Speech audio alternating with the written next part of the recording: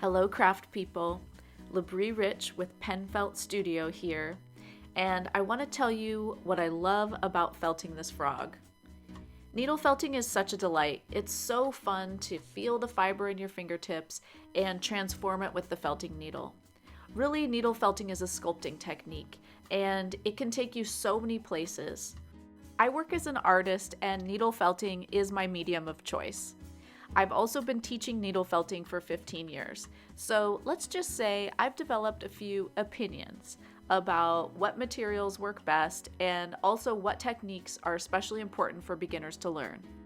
I'm going to take you through every step of making this frog. We'll start with selecting the right materials, building up the shape, how to get a smooth velvety finish on the wool, and then how to combine colors and do line work. We'll also talk about sculpting shapes separately and then combining them, like the eyeballs and the arms and legs.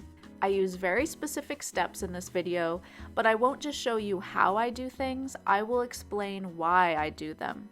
That way, when you're ready to go on to your next needle felting project, you can draw on all these skills because needle felting is such a joy. I'm still learning from it and enjoying it so much. I can't wait to share it with you. Get ready to enter a state of crafting bliss as you learn to make this frog. Happy felting!